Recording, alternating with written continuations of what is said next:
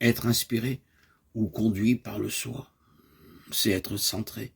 On reconnaît une parole venant du centre à ses saveurs d'intégration, de formulation, souvent paradoxales. Elle tient ensemble ce que la simple rationalité ou la personnalité consciente aurait tendance à exclure ou à opposer. Le soi est le prêtre invisible qui bénit les noces de la belle et de la bête. Il n'est pas la belle comme il n'est pas la bête. Il conduit même le désir bestial comme le désir angélique au-delà d'eux-mêmes, à travers leurs rencontres jugées impossibles ou inacceptables par la conscience.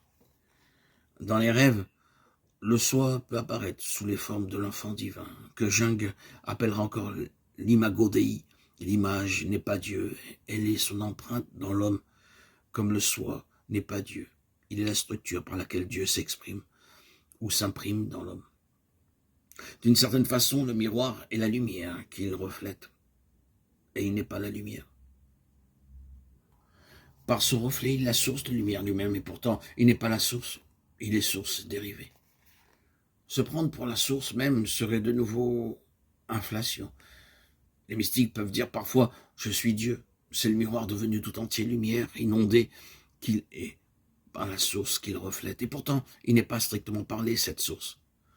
Parler du soi comme étant Dieu est inexactitude, sinon abus de langage. La formulation juste serait de pouvoir dire en une seule phrase, comme le Christ lui-même, « Le Père et moi, nous sommes un. Le Père est plus grand que moi. » Dans le Christ, l'humain et le divin ne sont pas séparés. Il n'y a pas Dieu sans l'homme, il n'y a pas l'homme sans Dieu. Il est vraiment Dieu et vraiment l'homme. Dans le Christ, il y a le relatif et l'absolu, le créé et l'incréé, le fini et l'infini, ensemble, sans opposition.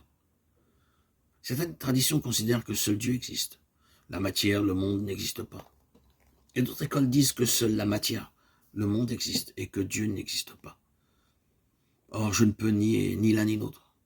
Je ne peux nier la réalité de la matière et je ne peux nier non plus que dans le regard d'un enfant, d'un être, il y a quelque chose de plus que la matière. Une autre dimension qui apparaît à travers cette forme matérielle. C'est le sens de la croix, l'union de la verticale et de l'horizontale, c'est-à-dire l'union de la transcendance, de l'autre, du tout autre, de l'inconnu, avec le sens de l'horizontale, c'est-à-dire de la matière, du monde, de la société des autres. Les deux ne sont pas séparés. Le Christ sur la croix, c'est justement celui qui unit les deux. Dieu et l'homme.